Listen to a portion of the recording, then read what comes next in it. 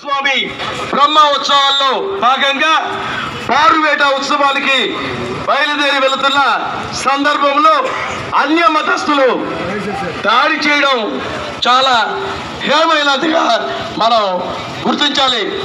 అదేవిధంగా మహిళలను వృద్ధులను కూడా చూడకుండా వారిపై లాఠీ చార్జీ చేయడం చాలా దౌర్భాగ్యకరమైన స్థితి.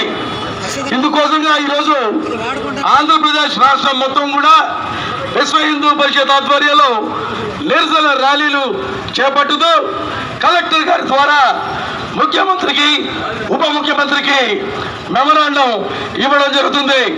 ఆ మెమరాండంలో సారాంశం ఏంటంటే వారి మీద వందల మంది పోలీసు బెటాలియన్ లాఠీ చార్జ్ చేసి వాళ్ళని హింసించి వారి మీదే అక్రమమైన అభియోగాలతో కేసులు పెట్టి ఆయన ఎస్ఐ గారు చెప్తారు, నన్ను కొట్టి కాలికి చేసి తొక్కి ఈ హిందువులు ఈ విధంగా నా మీద బోధిగా చేశారని చెప్తారు. ఏమయ్యా పోలీసులు వారి మీద పోలీసు ఎప్పుడన్నా ఉండాలని చెప్పేసి నేను అడుగుతా ఉన్నా. అలాగే ఆ ఎస్పీ గారు చెప్తారు అసంబద్ధమైన నినాదాలు చేశారు అని అంటారు. అసంబద్ధ నినాదాలు అంటే ఏంటి? దేశంలో నినాదం ఈ దేశంలో నిషేధించబడిన నినాదమా?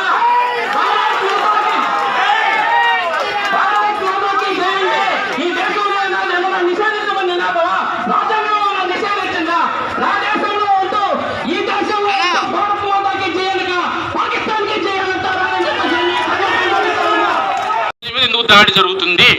శ్రీరామనవమి శోభయాత్ర ఎందుకు దాడి జరుగుతుంది? అవసరమే వచ్చింది? మనం ఎవరి వారసులో ఒక ముస్లిం స్త్రీని పట్టుకొస్తే చెల్లెల్లాగా భావించి తిరిగి పంపించిన శివాజీ వారసులమా?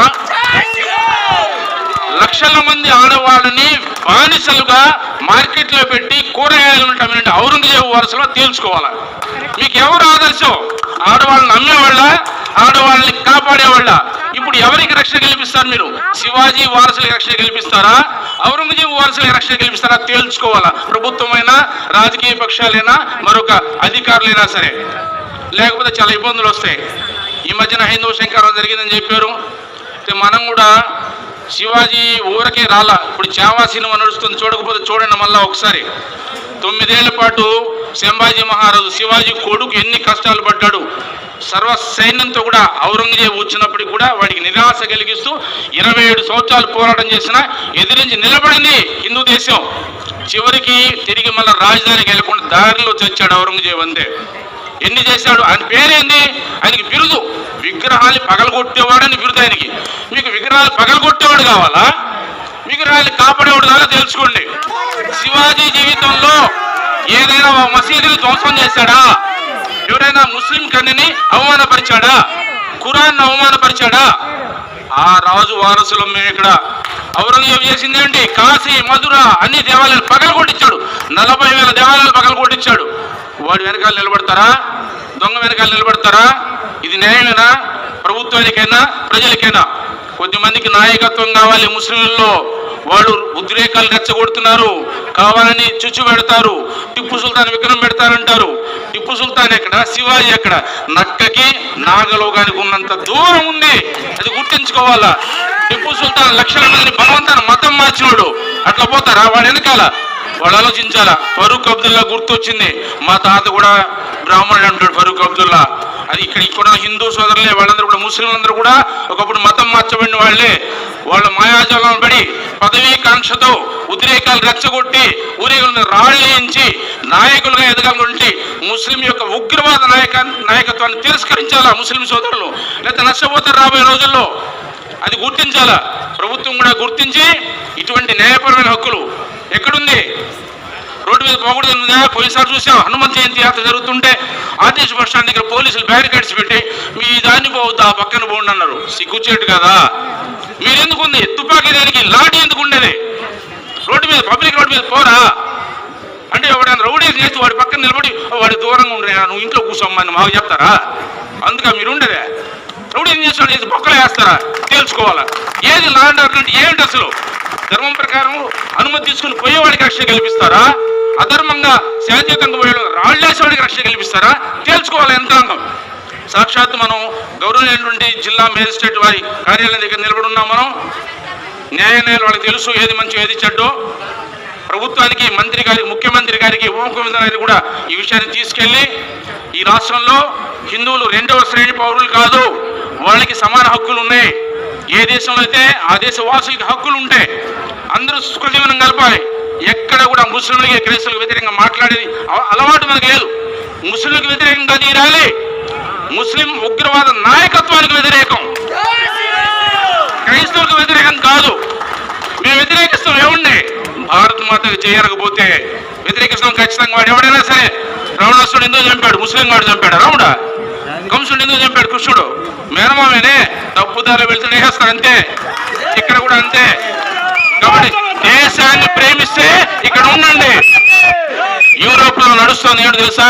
యూత్ టీ షర్ట్లు వేసుకోవాలా. ఆ పేరు ఈ పేరు కాదు వేసుకోవాల్సిన టీ షర్ట్ల మీద. మీరు ఉండే దేశాన్ని ప్రేమించండి. ఏంటి? మీరుండే దేశాన్ని ప్రేమించండి. లేదా మీకు లవ్ పాకిస్తాన్ మీదో, అమెరికా మీదో, చైనా మీద ఉంటే అక్కడికి వెళ్ళి బతకండి. మీకు ఎక్కడ మీరు ప్రేమించే దేశానికి వెళ్ళినా బతకండి. లేదా ఇక్కడ బతుకుతున్న దేశాన్ని ప్రేమించండి. యంత్రం కూడా అదే ఆలోచించాలా. మేము వందే మాత్రం పాడడం, జనగణమన లేస్తే నిలబడడం, భారత మాతకు చేయను, జెండా ఎగరేస్తే ఆయన ఎంఆర్వై ఉంటాడు, సెల్యూట్ కొట్టాడు జెండాకి. ఆయన ఒక్కడికే కొడతా అంటే ఊరుకో. కలెక్టర్ కూడా కొట్టవా? ఎస్ఐ కొట్టవా? అప్పుడేట కొట్టినవు? వాళ్ళకి కొడతావా? ఇక్కడ ఎందుకు కొట్టు అంటే ఇక్కడ స్వార్థం ఉంది. ఉండి చెప్పుకోవాలని మాట్లాడనమాట. ఇవన్నీ కూడా భారత మాతకు చేయను అని చెప్పి ఇది గుర్తించాలా. దేశ విద్రోహ శక్తులకి ఈ దేశంలో స్థానం లేదు. ఇంకా మేల్కోవాలి. మనం కొద్దిమంది వచ్చాం తక్కువ సమయంలో. నిన్న పిలిపించారు, ఇంతమంది రావడం చాలా సంతోషం. అయితే హిందూ సమాజం ఇంకా మేల్కొల్పాలి. ఆవేశంతో పనులు కావు. దేశంలో ఏం జరుగుతుందో అందరికీ తెలియాలి. అందరూ అర్థం చేసుకోవాలి. మనం కలిసి ఉంటే బ్రతికుంటాం, నిలబడతాం. విడిపోతే పడిపోతాం అనేటువంటిది అర్థం చేసుకోవాలి. కులాల పేరుతో చిచ్చుపెట్టే ప్రయత్నం చేస్తారు. ఈయన బీసీ మావాడు నాయకత్వం, ఆయనకి ఎమ్మెల్యే సీట్ వచ్చేదాకా ఇదంతా తర్వాత ఈయన కనపడ్డా. ఆయనకి ఈయన ఎస్సీ అయ్యా ఈయన అంతా ఒక ర్యాలీ తీస్తాడు ఆయన. ఇట్లా చిచ్చుపెట్టే ప్రయత్నం జరుగుతుంది. అవి మనం గమనించాలా. మనం హిందువులు మందులు ఏ కులమైనప్పటికీ కూడా మనం హిందువులు మందులు అంటే గుర్తుపెట్టుకోవాలా. ఒకే శివాజీ, ఒకే రాణా ప్రతాప్, ఒకే వివేకానంద, వాళ్ళ వారసులు మనందరం కూడా ఏ కులమైనప్పుడు కూడా అన్ని కులాలు అదే పేరు చూసుకోండి. రెడ్డైనా, కమ్మైనా, బలిజైనా, లేకపోతే ఎస్సీ అయినా అందరికీ రామయ్య పేరు ఉంటుంది. ఒక కులానికి చెందినవాడి ఒక కులం వాడి పెట్టుకోవాలి ఆ పేరు. అందరూ ఎందుకు పెట్టుకున్నాం? మన హిందువులు కాబట్టి ఆ పేరు పెట్టుకున్నాం. మనవాడు రాముడు అనేవాడు. ఈ దేశం ధర్మాన్ని కాపాడాలంటే మనందరం కలిసి ఉండాలా. రాజకీయ నాయకులు ఎవరు మాట వింటారంటే గుంపుగా వచ్చేవాడు మాట వింటారు. వాళ్ళు ఒంటరిగా వస్తే ఈ మాట వినరు. పెళ్ళం కూడా అక్కర్లే వాళ్ళకి ఓట్లే లెక్క. కాబట్టి జనం వస్తే తలకాయలు లెక్క పెట్టుకుని వాళ్ళ పక్క మాట్లాడతారు. వాళ్ళు ఏ పక్క ఎన్ని ఓట్లు ఉన్నాయని చెప్పి. హిందువులు ఎక్కువే, కానీ వాళ్ళు కలిసి రాకపోతే వాళ్ళకి లెక్కలోకి రాదు. ఏ పార్టీ అయినా, ఎనీ పార్టీ. కాబట్టి ఆ పార్టీకి అర్థం కావాలి. అన్ని పార్టీలను హిందువులందరూ కూడా అడగాలి, ఏమయ్యా ఇన్నేళ్ళ నుంచి నీ పార్టీలో ఉండా, నా దేవుడికే కష్టం వచ్చింది, ఇప్పుడు నీకు సిగ్గుంటే నాకు సపోర్ట్ చేయలేదు. 30 ఏళ్ళు ఉడికించేసా నీకు. అది ఏ పార్టీ అయినా కానీ నువ్వు 10 నిమిషాలు నా పక్కన మాట్లాడలేవా? నా పేరే రామయ్య, నా పేరే శివయ్య, నాకు తోడు ఉండలేవా? నువ్వేం నాయకుడు అయ్యా? నీదేం పార్టీ అయ్యా అని అడిగి రోజు వస్తే వాళ్ళు దగ్గర పెట్టుకుంటారు, ఒళ్ళు దగ్గర పెట్టుకుని మాట్లాడతారు. అది అవసరం. శివాజీ గెలిచాడంటే శివాజీ టౌన్లో ఉండే మన షోగాళ్ళతో గెలవాల.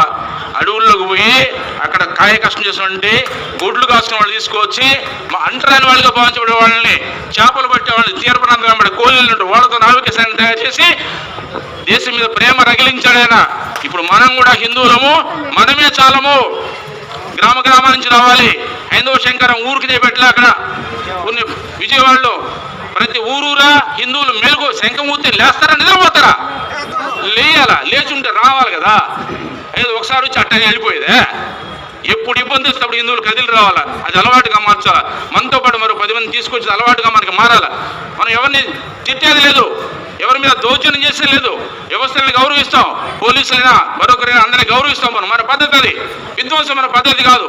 కానీ మనకు కూడా న్యాయం జరగాలి.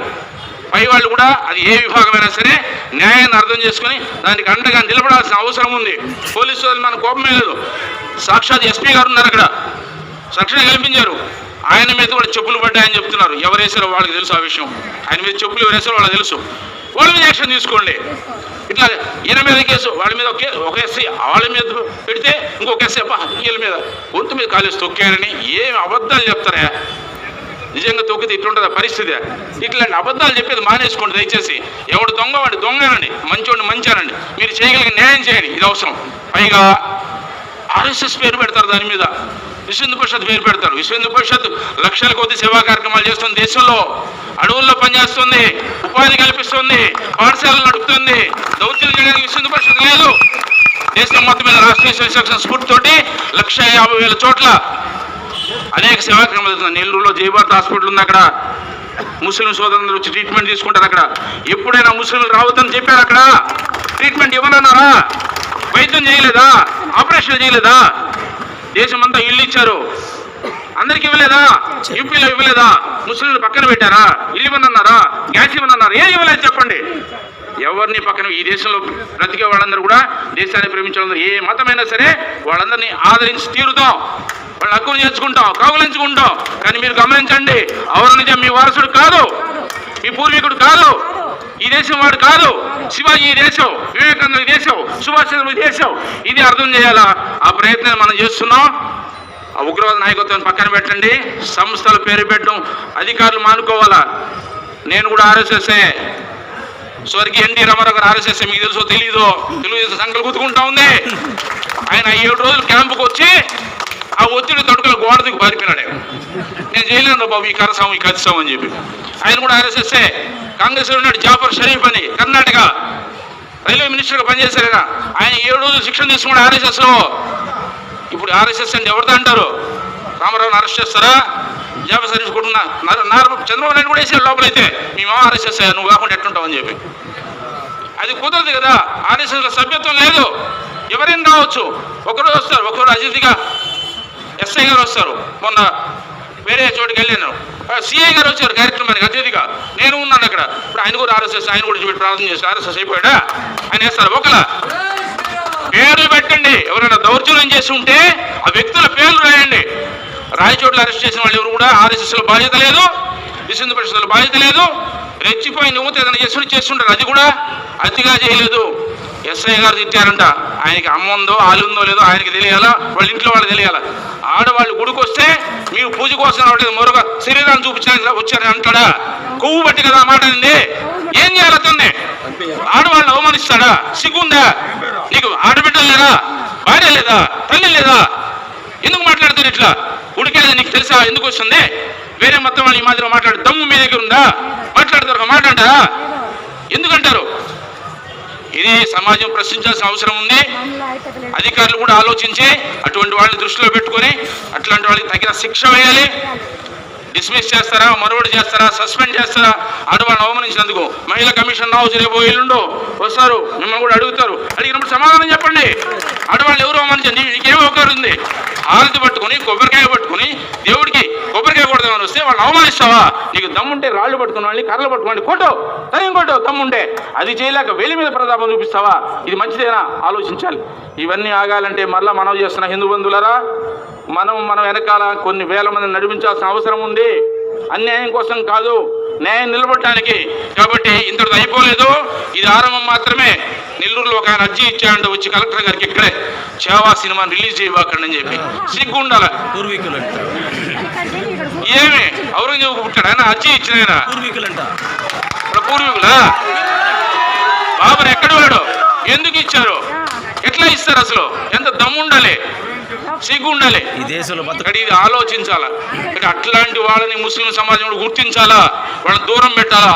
అప్పుడే ఈ దేశం అందరూ కలిసి బతికే రోజులు వస్తాయి. అట్లాంటి వాళ్ళని ఎస్డిపిఐ అంటారు, పిఎఫ్ఐ అని పేరు పెడితే బ్యాన్ చేస్తే ఎస్డిపిఐ అని చెప్పుకుంటారు, నేను ఇంకో సంస్థ పేరు చెప్పుకుంటారు. వాళ్ళలో కత్తులు దొరుకుతాయి, కడాలు దొరుకుతాయి, తుపాకులు దొరుకుతాయి. వాళ్ళు మాత్రం తీసుకెళ్ళి లోపలేదా? జెండా పట్టుకుని వచ్చిన లోపలేస్తారా? ఏమిటి ఆ న్యాయం? ఇది న్యాయమేనా? కానీ ధర్మాగ్రహాన్ని తెప్పించకండి, మంచి వాళ్ళకి కోపం తెప్పించొద్దు. ఊరుకున్నంతకాలం అన్నీ నడుస్తాయి. హిందూ బంధువులు లేచి నిలబడిన రోజున కర్ర పట్టుకుని చేయొద్దు. కర్ర పట్టుకున్న రోజున ఇబ్బందులు వస్తాయి. కర్ర పట్టుకున్నా సరే కొట్టాల్సిన వాడినే కొడతాం, మిగతా వాళ్ళు కొట్టే ప్రసక్తి లేదు. ఓ తల్లిని ఓ చెల్లిని ఇబ్బంది పెట్టే ఆలోచన మనకి ఎప్పుడు లేదు. ఈ దేశం అలవాటే కాదు. వాళ్ళు ఏ మతం అయినప్పటికీ తల్లిగానే గౌరవిస్తాం స్త్రీని మనం. అది మన నమ్మకం, మన యొక్క ఆచారం. అది అంటే అవతల యొక్క అవమానించడము, హీనంగా చూడటము ఇట్లాంటివి నడుస్తున్నాయి. దయచేసి చూడండి. రాయచోటు జరిగింది, మన నెల్లూరులో పునరావృతం కాకూడదు. అది అనుమతి ర్యాలీ అయినా మన ఊరేగింపైనా ఎవరు రోడ్లు రాసి లేదు. కోర్టు ఆవరణను ఆక్రమించుకొని అక్కడ మసీదు కడితే దానికి మీరు రక్షణ కల్పిస్తారా? రిక్వెస్ట్లు పెట్టుకుంటారా? సిగ్గు ఉండొద్దా? దాన్ని కూల్ చేయాలని చెప్పి కోర్టు ఆర్డర్ వస్తే, బుల్డోజర్లు వస్తే మన గౌరవనీయ స్వర్గీయ ఎమ్మెల్యే గారు, ఎంపీ గారు వచ్చి కాస్త ఆగండి అని చెప్పి సర్ది చెప్తారా? కాశీనారాయణ ఆశ్రమంలో మాత్రం వాడు అడవిలో పగల కొడతారా? ఏంటి అది? ఏం జరుగుతుంది ఈ రాష్ట్రంలో? మీరు సనాతన ధర్మం ఉంటున్నారు కదా, క్వశ్చన్ చేయండి, చెప్పండి. మీరు సనాతన ధర్మం ఆలోచన నినాదాలుగా సనాతన ధర్మం ఉంటే టీటీడీలో ఉద్యోగుల్ని అన్ని మతస్థులను తొలగించారు అందరినీ. ఇంకా ఎందుకున్నారు అక్కడ? ఎందుకు తీసుకెళ్ళలేదు? ఇట్లాంటి క్వశ్చన్స్ వస్తాయి రాబోయే రోజుల్లో. అంటే ఊరిని నినాదాలు ఇచ్చి మేము బొట్టు పెట్టుకొని కుంభమేళాలో పునుగొచ్చాం, మీరు మునిగినా మునకపోయినా మాకు ఒరిగేదేవిలే. ఇక్కడ మమ్మల్ని మునగడానికి ఛాన్స్ ఇవ్వండి. మా దేవాలయాన్ని ముంచబాకండి, మా ఆస్తులను ముంచబాకండి. ఆస్తులు ముంచేవాళ్ళు, ఆక్రమించేవాళ్ళు ఈరోజు తెలుగుదేశంలో, రేపు వైసీపీలో ఏ పార్టీ అధికారం వస్తే ఆ పార్టీలో దూకి ఆ బహిరంగ మఠాన్ని ఒక ఆయన స్వాహా చేస్తాడు, వేణుగోపాల సింపుల్ దేవాలయం ఒక ఆయన స్వాహా చేస్తాడు. ఈ రోజు వైసీపీ ఉంటే దాంట్లో దూకేస్తాడు, రేపు తెలుగుదేశం వస్తే మళ్ళీ దూకేస్తాడు. ఇక్కడ నాయకుడు వాడే, అక్కడ నాయకుడు వాడే. ఆ భూమి మాత్రం ఒడిలోనే ఉంటుంది. ఈవోలు ఉండే దేనికే? ఈవోలు కొట్టాడు. ఈవో ఉంటే రాయచోటులో పార్వేట్ ఉత్సవం 1300 సంవత్సరాలు జరుగుతూ ఉంటే ఆ రోడ్డు మీద పోతుంటే నువ్వు డీజే ఆపిస్తావా? ఏ కురాన్లో రాస్తుంది ఆ డీజే కొట్టకూడదు? అక్కడ మీరు పెళ్లి చేసుకోండి, బ్యాండ్ కొట్టడంలే, నవరం పెట్టడంలే, ముస్లింలు పెళ్లి చేసుకోండి, నవరం కొట్టడంలే, కొట్టకుండా ఉండా. పీర్ల పండుగ తప్పట్లు కొట్టలే, తప్పట్లు కొట్టకుండా పీర్ల పండుగ చేస్తాను నువ్వు. అప్పుడు ఎంత పనికి వచ్చింది? ఇప్పుడు ఎందుకు పనికి రాలేదు? వచ్చింది ఎక్కడుంది? న్యాయస్థానాలు ఎక్కడుంది చెప్పండి.